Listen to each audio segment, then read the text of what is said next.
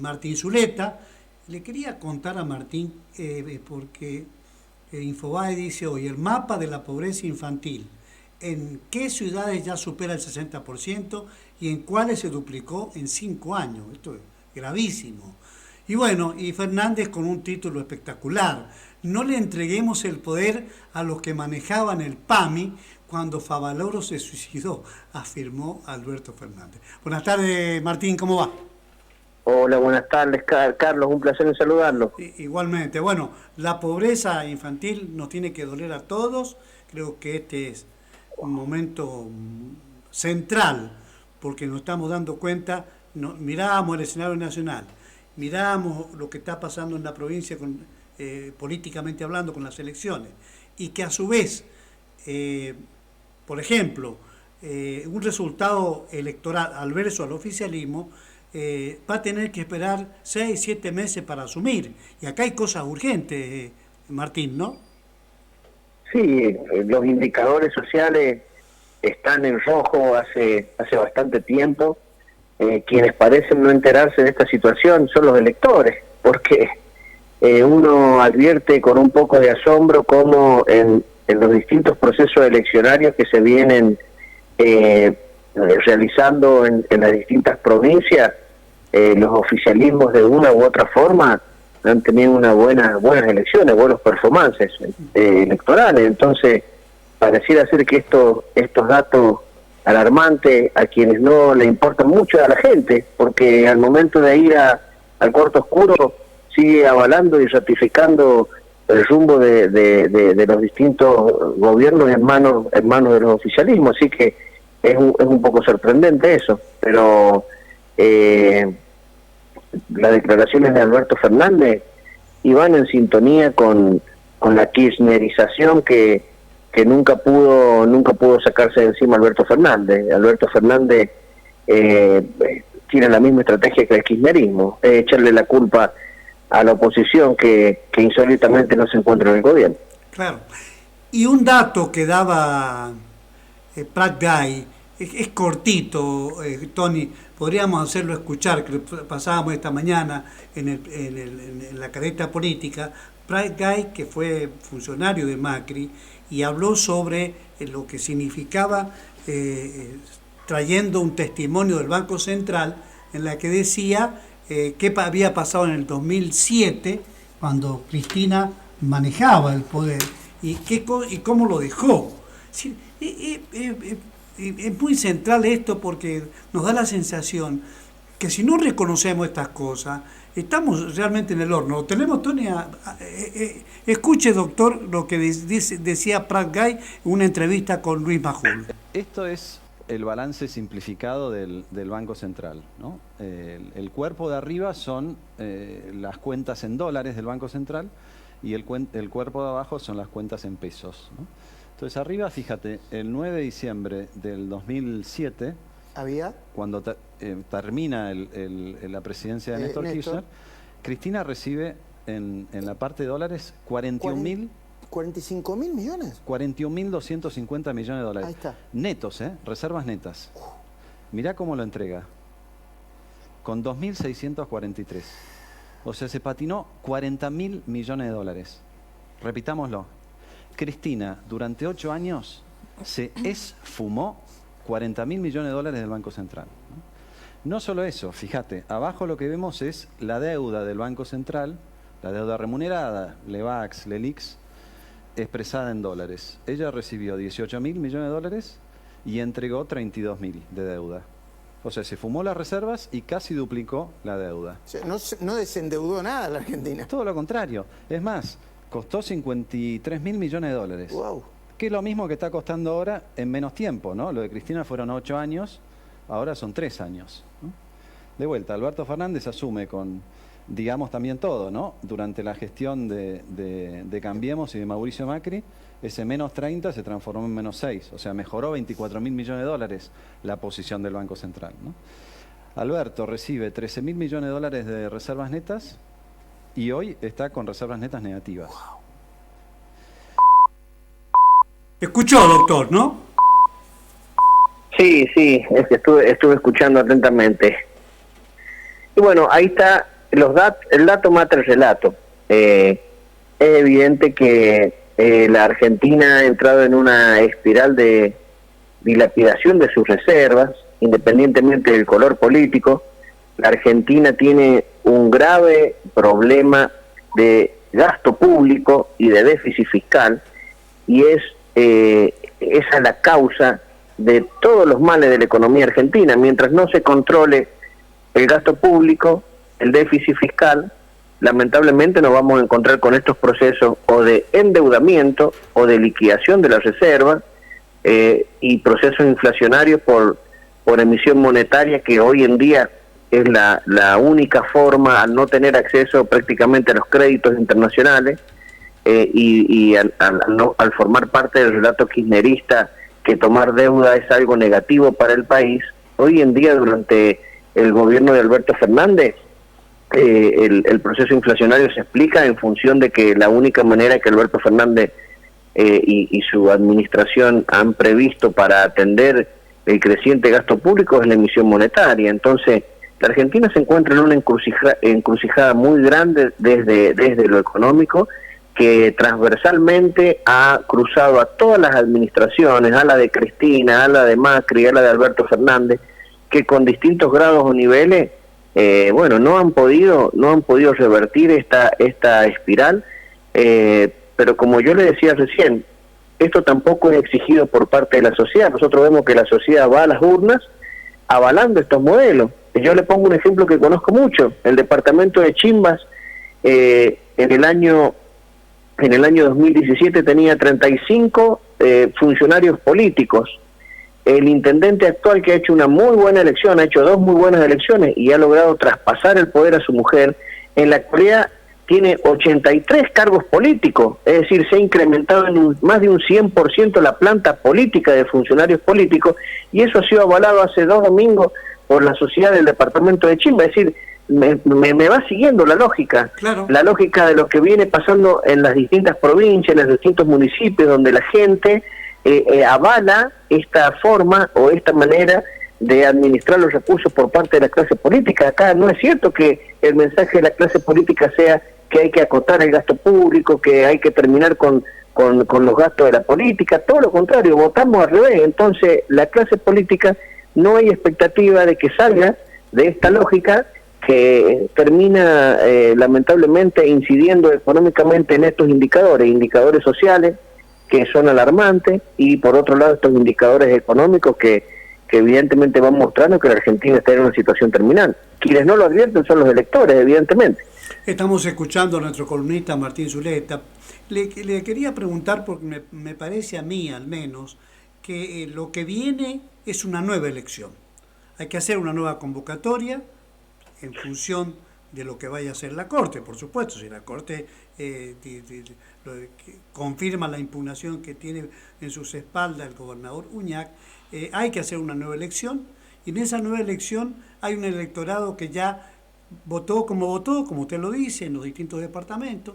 Hay un resultado electoral que le toca a Massa, a Gramajo en Chimba, pero que en el espacio que comparte como candidato a vicegobernador con Gioja le fue muy mal. Distinta es la situación de Uñac, que logró una buena elección, pero además si es impugnado, o sea, si confirma la impugnación, ya no va a estar en la boleta Uñac. Entonces, a ver si podemos analizar eso, doctor. Creo que cambia la ecuación, pero cambia porque además el contexto, ahora sí, que tiene que ver con lo que puede pasar en San Juan y con lo que puede pasar a nivel nacional, que la gente puede tener un análisis mucho más certero respecto de por quién volcarse o por quién poner el voto. Creo que hay que buscar la forma yo creo que Orrego lo tiene que hacer, seducir a este electorado. Verdaderamente creo que es muy importante eso. No sé cómo lo analiza usted, doctor. Es una elección que en este momento, hoy, en el presente, es muy difícil de analizar. Y le explico por qué.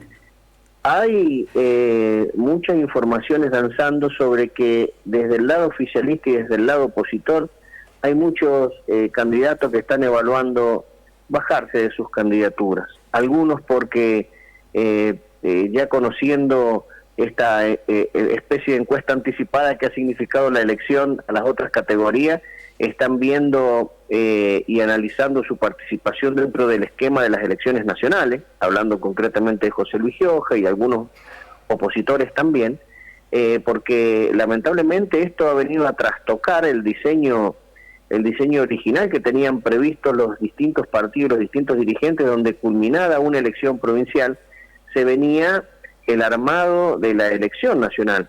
Y en este sentido, esta suspensión que ha dispuesto la Corte Suprema de Justicia de la Nación de las elecciones provinciales ha venido a trastocar este panorama. Parece que hay una ausencia de candidatos, porque los mismos candidatos que están danzando para postularse a candidatos de gobernadores y vicegobernadores son los que tienen pretensiones también de participar en las elecciones nacionales. Entonces, realmente nos encontramos con esta paradoja de que para las elecciones provinciales había un récord de más de 6.000 candidatos en los distintos distritos del departamento, pero para las elecciones nacionales parece que los partidos políticos no tienen en la cabeza más que los que son protagonistas en las fórmulas gubernamentales. Y nos encontramos con un problema porque el Tribunal Electoral, si es coherente con lo que vino acatando por parte del fallo de la Corte, el Tribunal Electoral dijo claramente de que iba a cumplir estrictamente con la orden de la Corte Suprema de Justicia de la Nación. Y esas palabras, el cumplimiento estricto, hoy se van a encontrar con una encrucijada, porque cuando se resuelve esta situación, se habilite o no se habilite a UNIAC a participar, recordemos que la Corte lo que hizo es suspender la convocatoria a elecciones, es decir, que están quedando solamente 2 días de campaña. ¿Qué te quiero decir con esto, Carlos? Si le dan estricto cumplimiento a lo que había ordenado la Corte, apenas resuelva la Corte, a los 2 días tenemos que votar. ¿Me entiende lo que le digo? Sí. Una cosa que no va a ser así, evidentemente, pero para que ustedes vean la inconsistencia de lo que resolvió en su momento el Tribunal Electoral, porque si hoy tiene que resolver en ese sentido y con los mismos criterios, apenas resuelva la Corte, a los 2 días tenemos que ir a las urnas y eso va a ser imposible. Va a ser imposible porque no tenemos las boletas, va a ser imposible porque si se impugna la candidatura de UNIAC va a haber que elegir un compañero de fórmula, imprimir nuevas boletas. Es decir, estamos hablando de un proceso electoral que es bastante atípico y con agregándole a la atipicidad, agregándole el inconveniente de que tal como se desarrollaron las elecciones por disposición del Tribunal Electoral violando el artículo 185 de la Constitución Provincial, hoy ya nos encontramos con una Cámara de Diputados conformada para partir del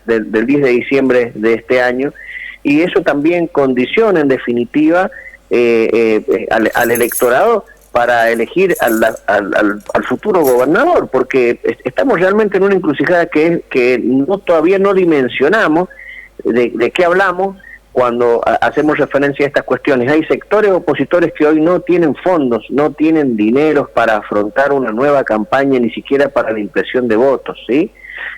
Hay sectores oficialistas y opositores que están analizando bajar sus candidaturas porque quieren postularse para los cargos de senadores y diputados nacionales para las próximas elecciones presidenciales. Entonces, realmente estamos en un panorama incierto, no sabemos si cuando resuelve esto la Corte, el Tribunal Electoral le va a devolver la pelota, por decirlo de alguna forma, al Poder Ejecutivo Provincial para hacer una nueva convocatoria con 30 días de campaña, como prevé la ley, o si, como ya dijo el Tribunal Electoral, iba a acatar estrictamente lo que dispuso la Corte. Bueno, entonces, si la Corte suspendió el proceso electoral, le quedaban solamente, Carlos, creo que le quedaban 3 o 4 días para las elecciones. O sea, realmente nos encontramos con una incertidumbre generada a raíz de el fallo de la Corte Suprema de Justicia de la Nación y a raíz de cómo el Tribunal Electoral implementó ese fallo, que hoy en día hacer un análisis de lo que puede llegar a suceder realmente es bastante antojadizo y temerario. Claro. Fíjese qué cosa, ¿no?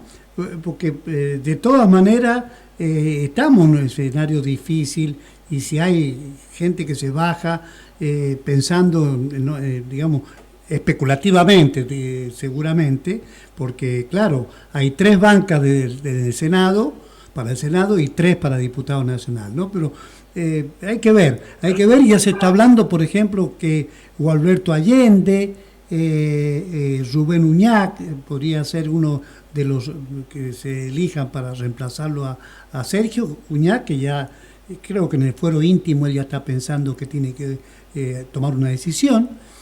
Y naturalmente esto cambia literalmente. Mire, dice Infobae esto, el 8 de octubre, la fecha del sálvese quien pueda, que evalúan Cristina y Kicillof. Por miedo a ser derrotado, el gobernador amenaza con adelantar 15 días la elección bonaerense para despegarla de las presidenciales. Massa se opone y Cristina duda. Pero debe decir, y estamos a 24, 48 horas de un acto en la cual va a volver a hablar Cristina y va a tomar la posta respecto de la conducción o el manejo de la estrategia del justicialismo, ¿no? El panorama a nivel nacional es a la vez complejo, pero tiene más certezas que el panorama provincial, en razón de todos estos inconvenientes. Es obvio que Massa está perfilando a ser un posible futuro candidato presidencial con apoyo del kirchnerismo, esto hay que decirlo, ¿sí? Y ese apoyo del kirchnerismo, al pretender la provincia de Buenos Aires un adelantamiento de las elecciones, debe ser visto como un apoyo a medias, en el sentido de que para mí, previendo una derrota evidente en el escenario nacional, el kirchnerismo va a apoyar a Massa para que Massa vaya a esas elecciones y pierda. O sea, yo no tengo... Directamente al matadero. Y sí, yo no tengo otro análisis que hacer si estamos hablando de sostener el gobierno nacional en la persona de Massa y potenciarlo para que Massa sea el candidato y que te adelanten las elecciones a la provincia de Buenos Aires.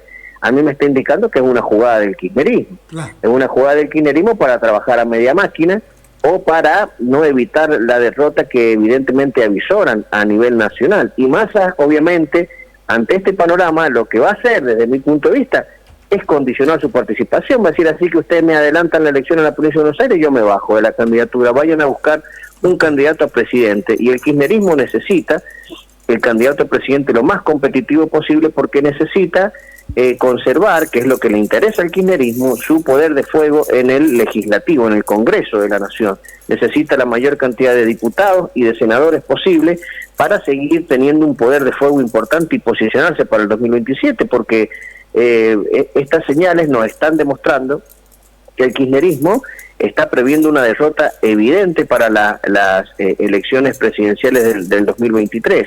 Así que ese escenario, que si bien es complejo a nivel nacional, creo que es más claro en ese punto, en donde Cristina va a alinear a la dirigencia para potenciar la figura de Sergio Massa, pero no para que gane, sino para que pierda, ¿se entiende? Por eso, sí, en cualquier caso, si usted lo llama para que todo el mundo sepa que pierde, yo creo que Massa directamente él no va a aceptar la nominación, porque él también está monitoreando, como lo hacen todos, a ver cómo están las encuestas, y básicamente la situación del país es asfixiante, con una situación económica difícil, además con un dólar que sigue en ascenso, y por supuesto la pobreza que dije al principio. Así que, bueno, nuestro columnista Martín Zuleta, vamos a seguir analizando porque se pone muy lindo esto, al menos para el análisis político, ¿no?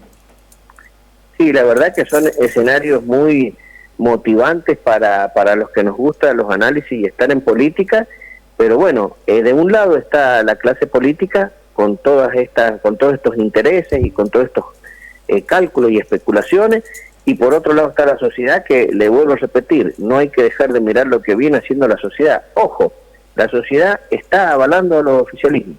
No sé si hay una patología en el fondo, no sé si hay una venda, no quieren ver los indicadores sociales, los indicadores económicos, pero hasta ahora nos está indicando las distintas elecciones que se han ido desarrollando en los distintos distritos, que la sociedad está avalando a las conducciones oficialistas. Realmente es algo llamativo y debe ser tenido en cuenta y objeto de un especial análisis, porque bueno, hasta en la provincia de San Juan, si uno mira los ojos finos en función de el sistema electoral que se implementó, que es la ley de Lema, el triunfo ha sido rotundo del oficialismo, Carlos. Claro que sí. No podemos dejar de vista esto. Si uno quiere tomar solamente candidaturas y de ahí está la esperanza de que Orrego sacó más votos, que no es Orrego, ¿verdad? Ni Muñac, pero en definitiva los diputados de Orrego sacaron más votos que los diputados de Uñac de manera individual, pero nosotros no podemos perder de vista de que conforme al régimen electoral vigente hay una diferencia de más de 60.000 votos entre el oficialismo y la oposición en la provincia de San Juan, y esto es llamativo, y creo que esto pesa en los análisis que hay que hacer para la futura elección gubernamental y también para el posicionamiento de las candidaturas nacionales. Hay mucho ruido, hay que abrir el ojo con eso. Creo que desde la oposición se está tratando de presionar al gobierno de Uñac, obviamente a través de negociaciones a las cuales no vamos a llegar fácilmente a enterarnos nosotros quienes estamos en todos estos entuertos, pero le están planteando la necesidad de que las elecciones provinciales sean anteriores a las definiciones de las elecciones nacionales, y todo va a depender desde mi punto de vista sobre qué es lo que resuelve la Corte. Si la Corte habilita a Sergio Uñac, creo que Sergio Uñac va a hacer un llamado rápidamente a convocatorias de elecciones para en esa especie de acuerdos darle la posibilidad a todos los candidatos a gobernadores a participar de la elección nacional. Ahora, si Uñac no es habilitado por la Corte Suprema de Justicia de la Nación, independientemente que habla de que va a ir a tribunales internacionales, lo que le agrega otro condimento a esta cuestión jurídica que realmente merece un capítulo aparte en su análisis. Bueno, creo que si Uñac no es habilitado y Uñac pretende ir a participar por los cargos nacionales, y es muy probable que las elecciones provinciales se las convoque para después de que cierren las listas a cubrir cargos nacionales, con lo cual Uñac estaría, impidiendo la doble candidatura de muchos postulantes. Es un análisis muy interesante el que debemos tener en cuenta, Carlos. Sí, señor. Gracias, Martín, por estos minutos. Un abrazo grande y estamos a su disposición. Bueno, muchas gracias. Ahí Martín Zuleta con nosotros, nuestro columnista. 14 grados 6 décimos.